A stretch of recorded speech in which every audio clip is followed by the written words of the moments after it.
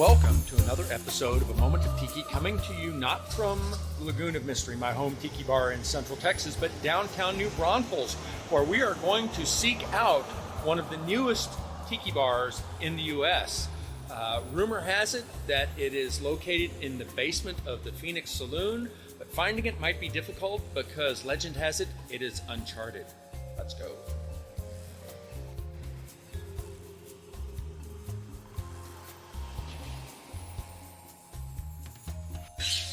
This looks like the place.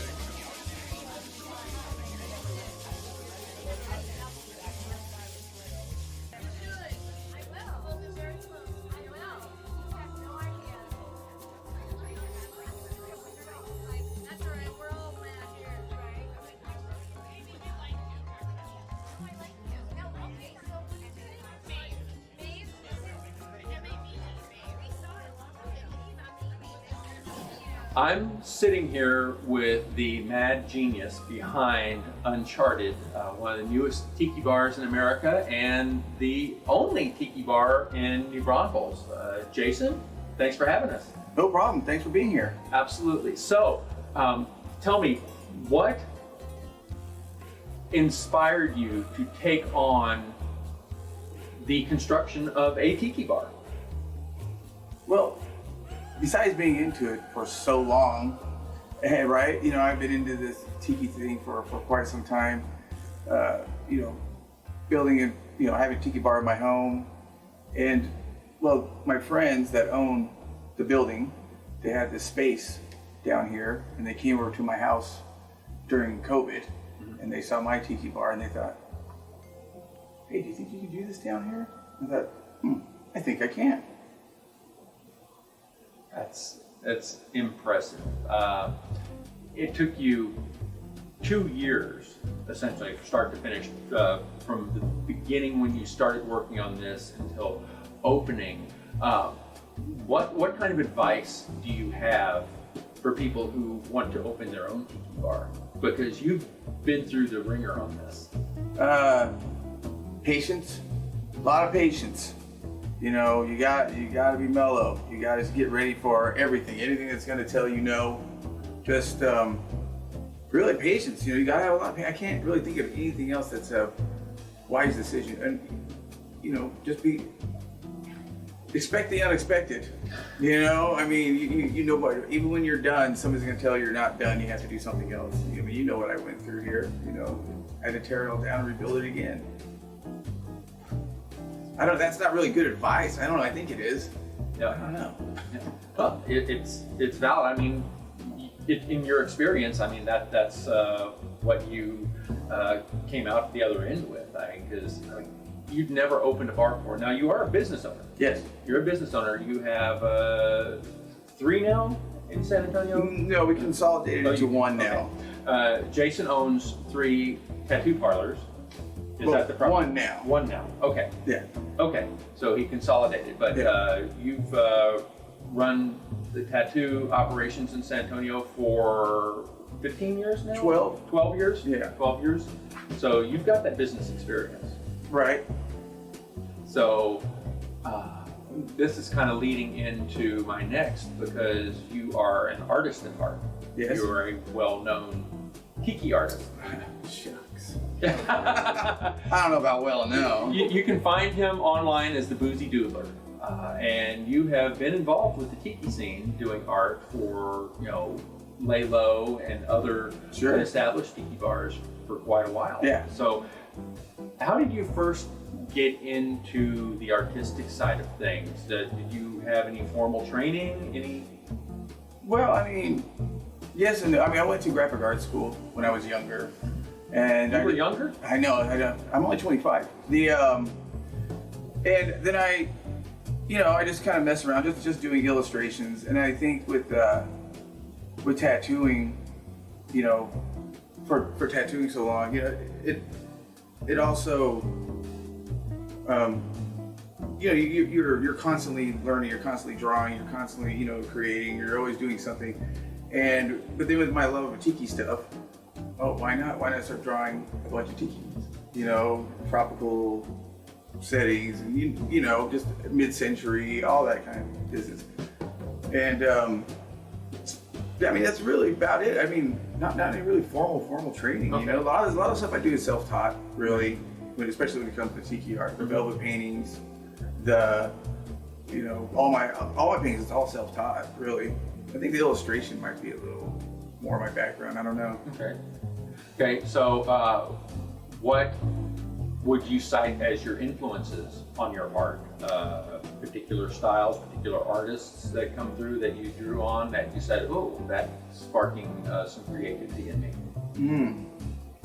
That's a tough one too, because it seems like such a simple question, but I love so much. I can't really put my finger on one.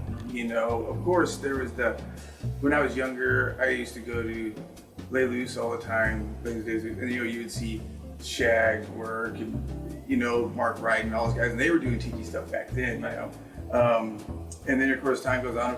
I started seeing all the other, even this great other, I don't know if you can call them tiki artists, but of course your Derek Yanagers and like there's only one, but you know what I'm saying? Like the lowbrow crowd. I love all that stuff, and that was really a big influence on all those guys.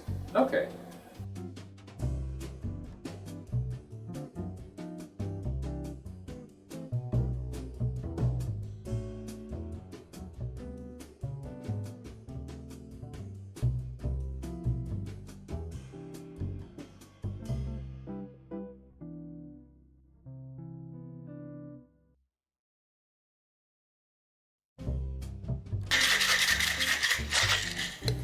Thanks for tuning in.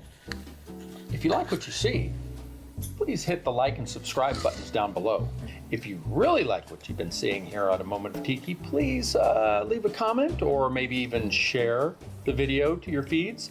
What this does is make it easier for others to find A Moment of Tiki. And if you do that, I will be grateful. Mahalo.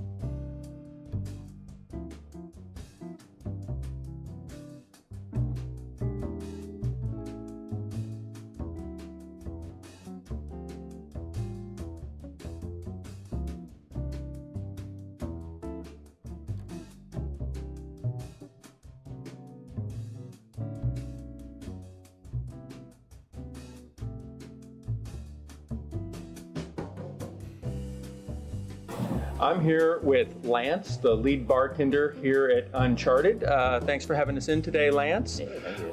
Going to kind of dive into your secret origin. How did you first get into tiki? What attracted you? So early, a little bit before COVID, I just for like a hobby, I started picking up cocktail making. My wife specifically did not like anything that was like very spirit forward at all. And so I started making her blue Hawaiians and stuff like that. So she's not a Manhattan girl?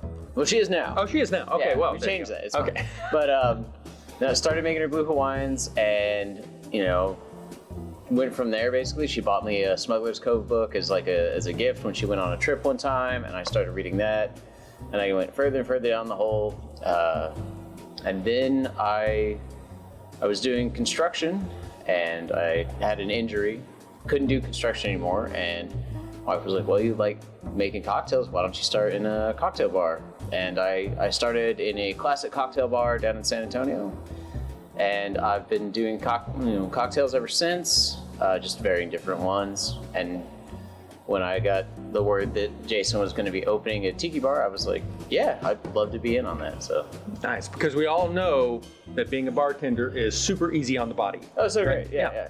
My feet don't hurt at all. All right. So when I talked with Jason earlier about Uncharted being the only tiki bar that's ever been in New Braunfels, and so there's a large population here who doesn't have that kind of tiki background. How do you walk newcomers to tiki through the menu? Because we all know that Mai Tais and zombies don't taste as strong as they actually are. It's always been a fun thing, especially when you are doing anything different with cocktails. I try to almost build them for the guests instead of going through the menu. So I'll ask the guests, what is your preference? Do you like a spirit forward cocktail? Do you like it big and boozy? Do you like it sweet? Do you like it dry? Do you like it citrus tart? And get a description from them, and knowing what everything tastes like, knowing what goes on all into all these cocktails, I can pick and choose from there what they would most likely be interested in. That's always kind of the best route to go, right? So a very common question you always get as bartenders: what's your favorite drink? Well, it's not about me, right? It's about the guests. It's about their experience. I know what I like, and what I like is beer and a shot. What bartender doesn't? Yeah, right. Are you a Malort bartender? I'll drink it. I don't have a problem with it at all. Everybody's like, you make the Malort face. I was like, absolutely not. I've drank it too many times now.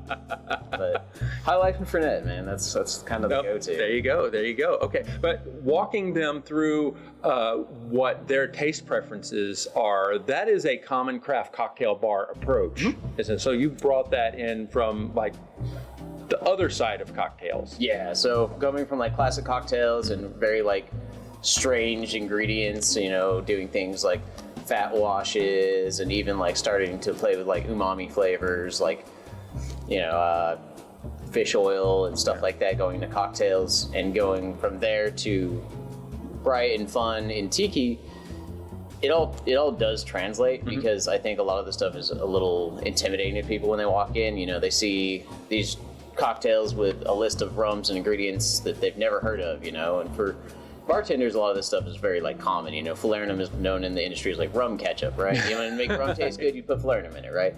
But they come in and they're like, I have no idea what that is, and I have to kind of walk them through this stuff, and that's where getting what they want to drink is going to be a more surefire way that makes sure they have a good experience, right, than sitting here and let me tell you exactly what this thing is made out of and stuff like that. I'll go through that with people when I have the time, for sure, but I think a better way, for people who just want to come in and have a good drink and have a good time, it's better, I can just help you out and I can pick for you. Okay, so how do you what do you do with a customer who comes in and you say, what do you like, and they say vodka soda? How do you handle that? You've never encountered that before? No, never. Sure. Yeah, no. It's always a fun thing of vodka soda. Okay, well, typically with a vodka soda, they want something light, something easy, something fairly uncomplicated, right? So a daiquiri is already a great go-to. It's not too complicated. A little bit of sweetener, a little bit of citrus, rum. It's 3-touch cocktail, and that's usually what they're going after. Or they'll be like, oh, I'm on a diet, and it's okay, well, I have to find something for you then that is very low on their sweetener or none at all. And there are big and boozy, served up tiki cocktails, and they're light and bright ones and airy ones and stuff like that. But it just depends. Usually you can get a little bit more information out of them. Oh, I don't have vodka, or I don't do vodka. I have rum. is there any other flavors you like or anything you'd be interested in? And they'll usually give you some more like information. I think vodka soda is always just like a safe bet for people who walk into a bar and they're like, I don't know what to drink. So vodka soda, you know, or old fashioned or something like that. Well, again, you said old fashioned. How about the person who comes in here? I drink bourbon, 50% ABV minimum. Yeah. I can definitely do that with rum. Rum's pretty easy to go high in the ABV. There's been a lot of like really cool rums coming out lately that are doing a lot of different stuff. Specifically, we had one come in from Rum JM that was aged in an extra char ex-bourbon barrel. And that was really satisfying a lot of people that were like, I want whiskey. And it's like, cool, I don't have whiskey, I don't do whiskey, but I do have this. You know, this is gonna have some of the same tasting notes and the same flavor profiles that's going on. Let me try to make something with this and, you know, see if you like it. And I've had like return customers on that too, where they're like, oh, I only drink old fashions. Well, let me make you a tea punch. Let me make you with a rum that's aged in an ex-bourbon barrel. And they're like, yeah, this is great. Let me come back. Have you encountered a lot of misconceptions about rum with people who come in here thinking that rum is just sweet trash can punch fodder? Yeah, a lot of that. A lot of, you know, can I get Captain and Cokes and stuff like that. And that, you know, that's everybody's like experience, you know. Rum is a little bit more one of the more like niche alcohols if you like really get into it. Probably everybody knows, you know, Captain or the new Goslings or something like that, and maybe they're, you know, familiar at most with like a Dark and Stormy, but it's really very few people that come in here that are really like tiki files and they know what they're looking at immediately. But that's part of like being a good bartender, is being able to coach people and walk them through things and help them find the drink that they want. You know, like I said before, it's not about me, it's about the guest's experience. So. Okay. Have you had many tiki files come in here and try to test your tiki acumen? So, you got a 151 swizzle there for me? I wish I had a 150. I wish I had a green chartreuse swizzle. That'd be amazing. But yeah, I've had several tiki files come in and they talk to me and they're like, oh, you know, let's go through the menu and let's talk about this, you know. It's, you know, and I've always been really big on the history of everything, specifically alcohol. I love the like way that it ties in with the development of human culture in every way. So I can sit there and talk about history and like, you know, where did this come from? Why is it made from this? Why is it made from that? You know, specifically people will talk about like, oh, you know, the original Mai Tai and stuff like that. And it's like, yeah, it's made with a rum that no longer exists, most likely out of Louisiana. You know, they're like, wait, Louisiana? It's like, yeah, America made tons of rum back in the day. Yeah. It was a really cool thing, but there's a lot of really cool history to dive down and stuff. And usually once you start talking to them, they're like, okay, well, if you know what you're talking about, then yeah, this is going to be great. You know, had a guy in here last night and he was like, I've had a lot of munis before. I'm never a fan of them. I was like, are you sure you want to give it a shot? And talked him into it. And he was like, yeah, this is like my favorite drink I've ever had now. This is so good.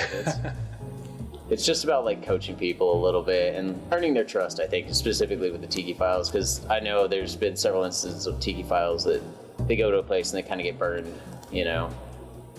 But a lot of beach bars add tiki to their name. And yeah, they definitely do that, yeah. But they make a hurricane. Yeah, exactly. I mean, not even Pat O'Brien's makes a decent hurricane anymore.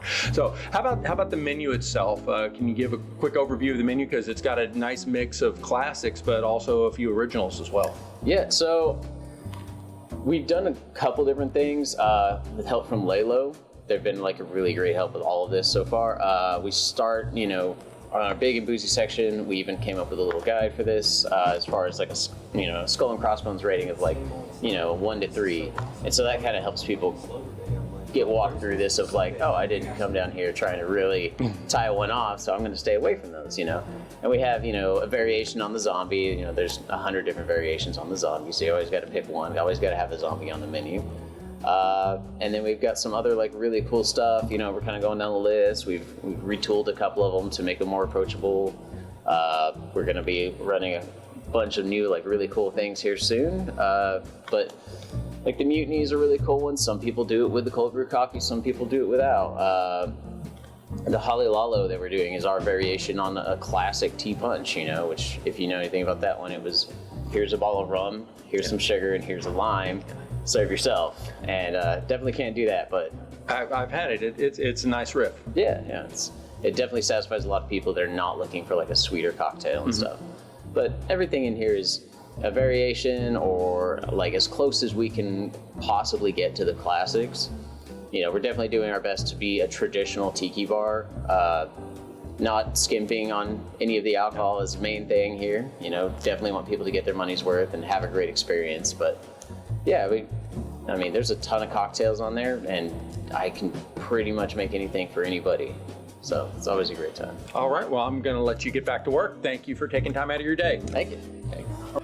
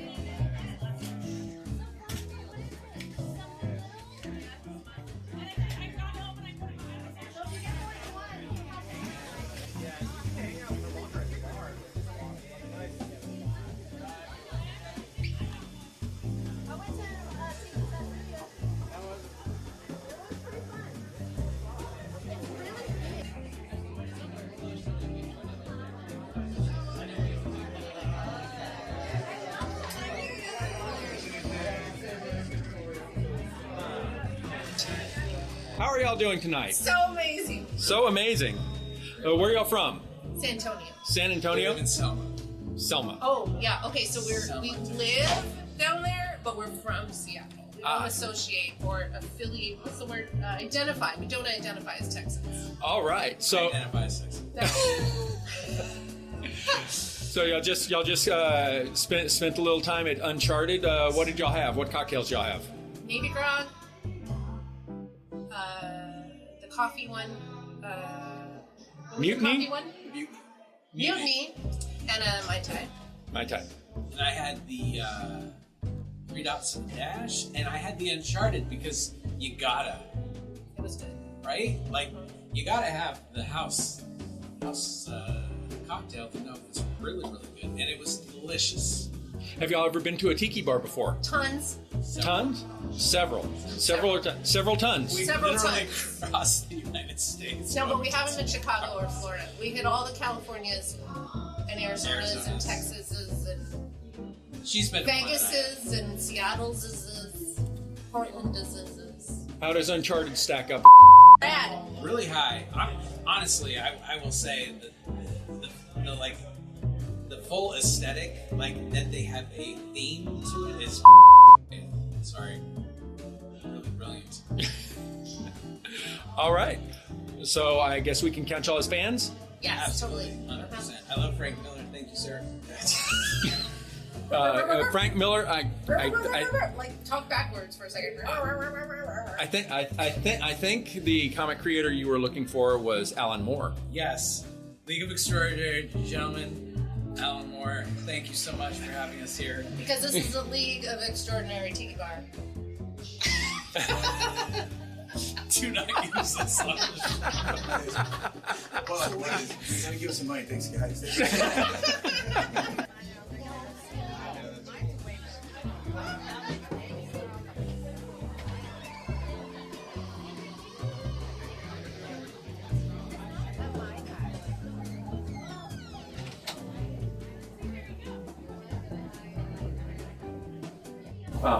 Let's talk a little about your black velvet painting, because that is something you've gotten into the past 6-7 years or so. Have you been doing maybe that? 10 years? 10 years. Yeah. 10 years.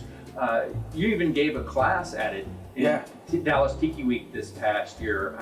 I'm really impressed with your grasp of the medium. How does black velvet painting differ from traditional painting? Well, first of all, the black velvet painting, you know, it's a fabric, so it soaks up your paint, right? And so you're painting the same thing.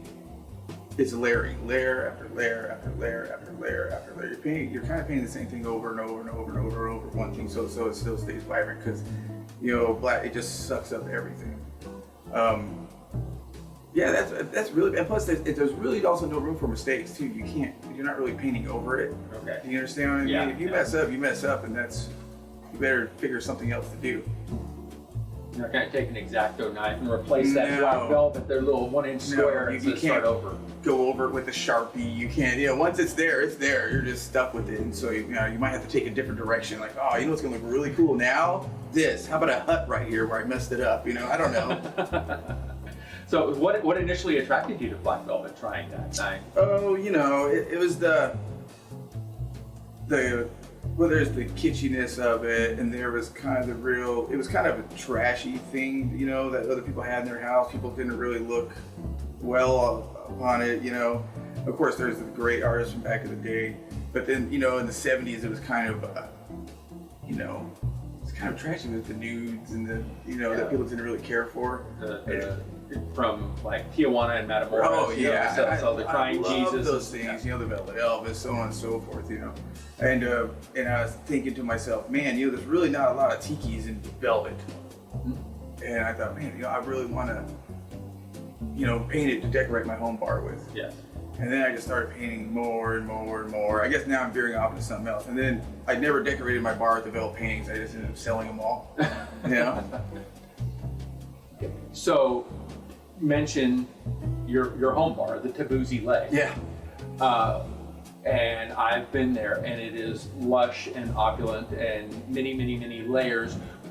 What would you say, since you have your home bar and now you're running this commercial bar open to the public as opposed to your house, which people don't go by his house. No. You come here instead. What's the difference between building out a home bar and building a commercial bar?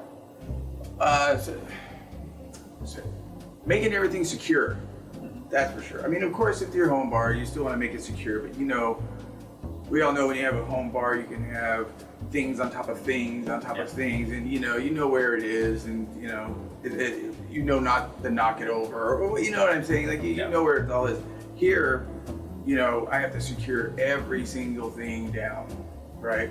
Because I try to think of maybe how I was back in the day. Would I knock something over? Yeah, of course I would. You know what I mean, on accident. But it's, that's one of the main things too. It's really just making it secure, safe. It's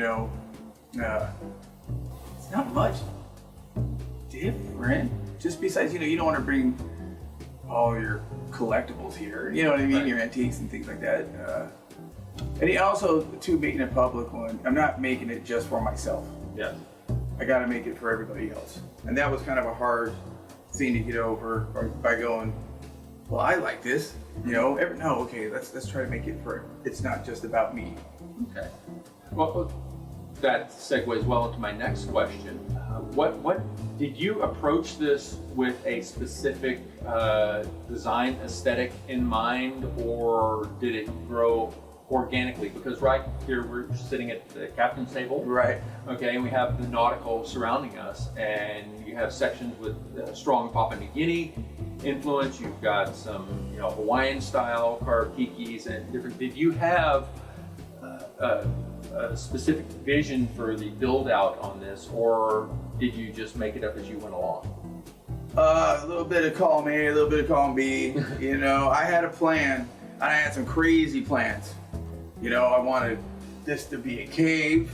Mm-hmm. I wanted like a step-up outrigger that you could sit in. Oh, wow. Oh, yeah. I had a bunch of crazy ideas. And you realize it's real small. Yeah. Okay. Wait, what is the actual square footage here? Do you know? Oh, I think maybe it was like 700. 700 square feet? Yeah. That's about right. Yeah. Yeah. That seems reasonable. Yeah, it's small. It's a basement. Yeah. Yeah, I did. And so then it was like, okay, well, that's not going to work. Let's do this. And I had a really hard time with my own, with my brain settling on things that will work. I was like, no, it has to be this way. And then there's no way it's going to work. You handcrafted so much in here, the stuff, because we've talked about your illustration and your painting, but you're just not a two-dimensional artist. You do 3D. You've Sure. got these skulls. You've got the amazing ship in a bottle. There's just so much tactile, just immersiveness here that you handmade. Sure. Absolutely. I mean, this is probably the most personal tiki bar that I've ever been in. Not necessarily personal for me, but Sure. personal for you, because this is literally your blood, sweat, tears, and your creative energies went into every inch here. Yeah. I mean, you hit the nail on the head. I don't know what to tell you. And luckily, with building my home tiki bar and, experimenting with my low animatronics, routing wood, all the things that I've done in my home bar. So when it came to this, I felt pretty prepared. Mm-hmm. You understand what I'm saying? Right. And I like it's. I outsource stuff from you. He made the lampshades. I was still. And I had a couple other people carve some tikis for me, but everything else though, I did make and build and carve and yeah. Yeah, it's just impressive. I just love, this is a throwback to kind of the old school tiki bars with the, immersive feel, the old Don the Beachcomber Sure. and the old Trader Vic's and Stephen Crane and all those. It's just everywhere you look. And I've been here quite a few times, and every Sure. time I'm in here, I see something new. Yeah, I hear that a lot. But I think that, and that's really cool. I did want that. I did want where you can see something new every time you come in here. And I also enjoy I guess I'm not trying to have it sound so, it's just, I feel like it's a typical answer. I don't know, but I did go for definitely the early Dons and the early Trader Vic. I was definitely heavily influenced by both of those, and it is definitely a mix, 100% a mix of both of them. Well, there is a freedom with that because the original Don the Beachcomber and the original Trader Vic both predate, what Sven Kirsten calls, Right. heyday. So they're kind of considered pre-tiki. They use the beachcomber aesthetic. Right. Any type of flotsam and jetsam, you've got a harpoon on the ceiling and all the nautical and anything that's of interest you can add to the decor. Sure. Whereas from the 60s on, the tiki purists, it's like, okay, well, if it's not within this particular sphere, then it doesn't quite count. I don't understand the doesn't count thing. Yeah. I just do whatever I want to Yeah. do. I'm influenced by something, but I definitely do. I try to stick with that style, Mm-hmm. but I'm definitely going to put in a couple of my own things that I love. And I think that also things that aren't so far removed from tiki. Right. That won't look so strange. So this is the first tiki bar that has ever been in New Braunfels, Texas, which is known for Wurstfest and Sure. German sausage and all that. Kind of a 180 degree, a different type of escapism.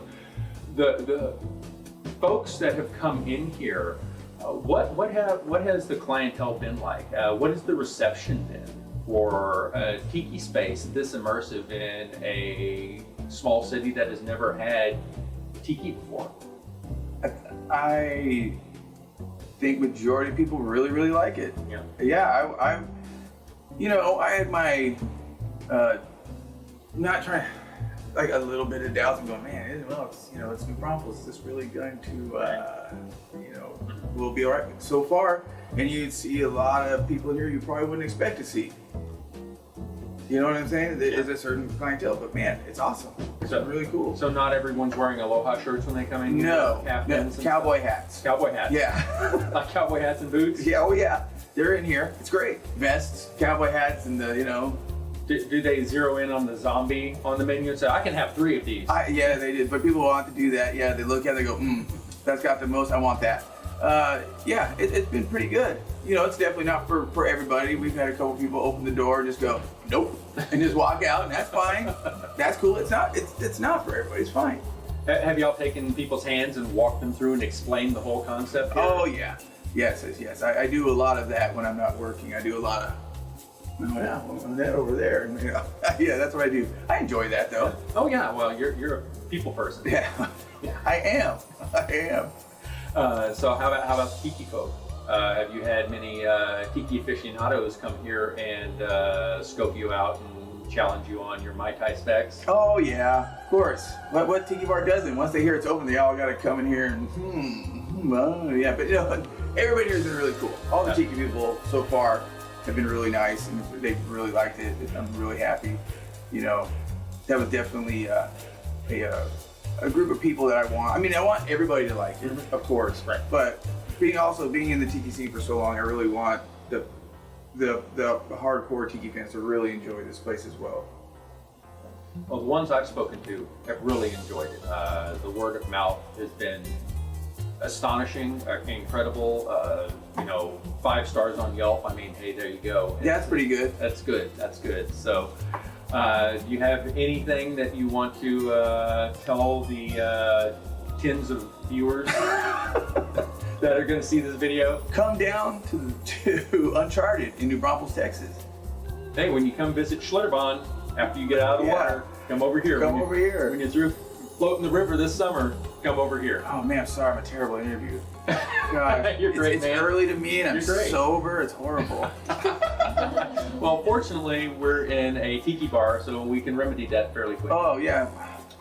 Where is he? All right. Well, so until next time, from Lagoon of Mystery or Uncharted, aloha. Aloha.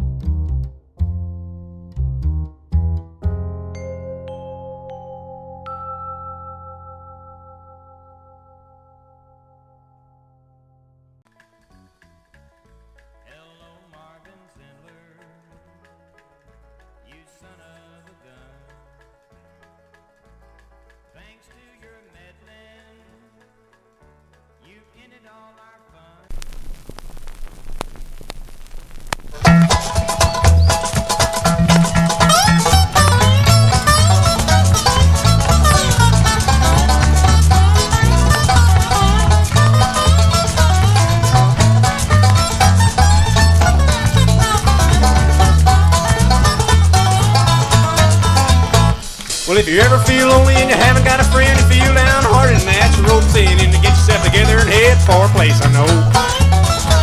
It's a little German town with a Spanish name, and once you go there, you never be the same, and it's a whole lot cleaner and safer than Mexico. Well, it's 90 miles from Houston, 120 from San Antonio, and once you hit the city limits, you don't have to be alone. Every traveling salesman that's on the road, every trucker that's carrying an overload knows a boom in a little bird they call a grain.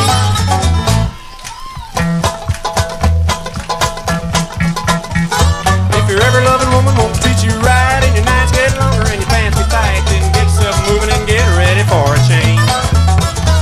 Some fella said money can't buy me love, but I know it could be. Speaking of that classic country town they call a grain. Well, it's 90 miles from Houston, 120 from San Antonio, and once you hit the city limits, you don't have to be alone. Every traveling salesman that's on the road, every trucker that's carrying an overload knows a booming little bird they call a grain.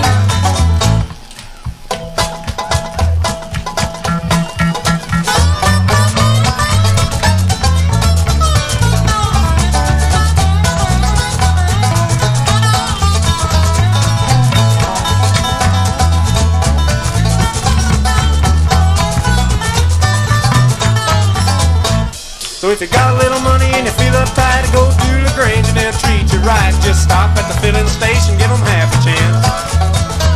And they'll give you directions to a little retreat with a grade A government inspected meat, and they'll send you to the famous chicken ranch. Well, it's 90 miles from Houston, 120 from San Antonio, and once you hit the city limits, you don't have to be alone.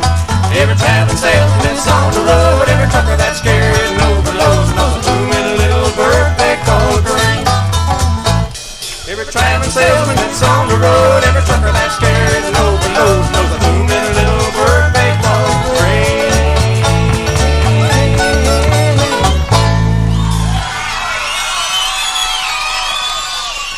Thank you.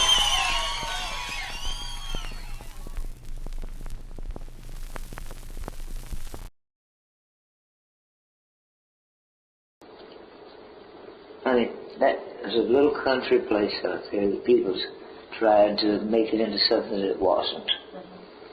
Just a little country whore, I swear to God, too.